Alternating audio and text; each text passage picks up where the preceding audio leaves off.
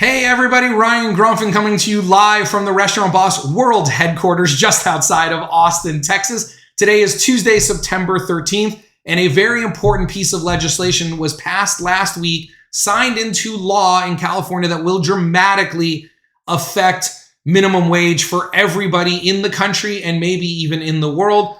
Let me explain this to you further. First, I want to quickly just show you, this is from Governor Newsom's office. He's the governor in California. Governor Newsom signs legislation to improve working conditions and wages for fast food workers. Here is a copy of the entire bill on the California legislation website. You can go ahead and read this whole thing for yourself if you want. I read through most of it this morning as I did research on this. But for now, let's go ahead and talk about what this is and what it means to you and your restaurant. So, AB 257 was signed into law on September 5th by Governor Newsom in California. Basically, what this does is it sidesteps your elected officials and hands governance of chain restaurants with over 100 units to what's called a sector council. Basically, this applies to counter service restaurants only that have 100 units nationally. However, as an independent restaurant operating any style of restaurant, this is potentially very damaging for you. First, one of the things that this sector council can do is they have the rights to do and have expressed interest in raising minimum wage to $22 an hour as early as January 1st of 23 next year. Whether you are in favor of a minimum wage hike or not is not the conversation right now. The conversation is this type of a shock will have very damaging and very deep effects on the entire industry when you do it this quickly.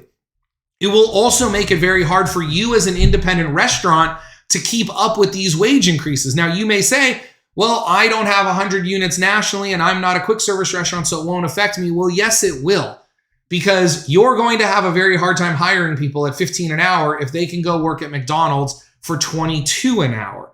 And for those of you who don't live in California, remember, as California goes, the country flows. You may not agree with the politics of California, and that's fine. There's a reason I don't live in California anymore.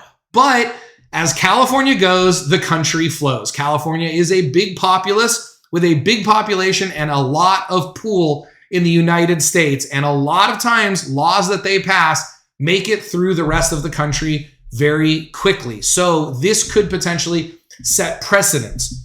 I want you to very quickly listen, though, to what the California Restaurant Association has to say about this. Given the regulatory authority and enforcement powers granted to this sector council, AB 257 essentially establishes a fourth branch of government to set statewide policy for one segment of employers. Its precedent and reach are irresponsible, as these duties belong with elected officials accountable to their voters and are not to be outsourced to political appointees.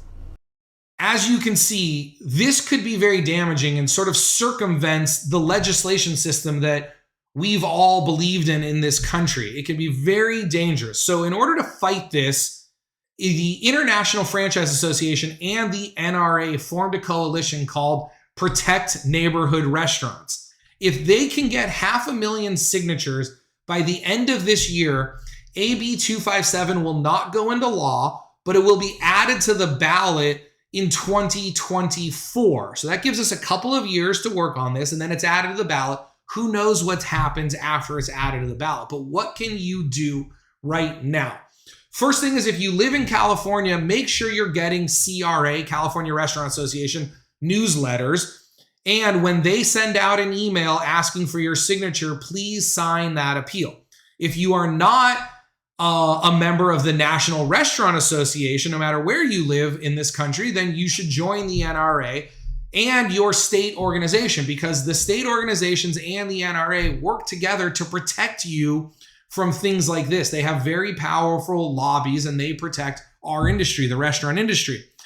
The third and most important thing to do is the ball is in motion. Whether this gets delayed or not, whether this is found constitutional or not, whether it gets appealed or not, we are in a wage hike environment.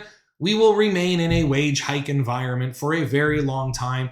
Wages have been the number one concern of employers for the last couple of years.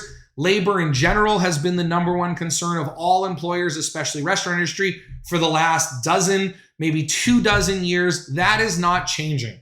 So the most important thing you can do is prepare your restaurant for higher wages.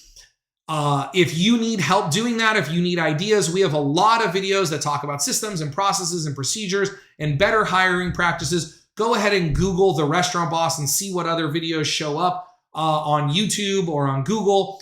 Come to our website, therestaurantboss.com, get a copy of our book. Where is it? Right there, called Make It Happen. We talk a lot about in there. You can get a free copy of the book at our website. We also have memberships and other programs to help. But this is what I'm doing with my clients right now. This is the content I'm putting out. Labor is a challenge. We need to be prepared to make money in your restaurant with much higher wages than we have today. For all of you out there, all of you crazy restaurant owners, remember, systems create freedom, freedom creates value, and value creates scale. I love every single one of you, and I look forward to bringing you another video just like this. Have an amazing day. Bye-bye.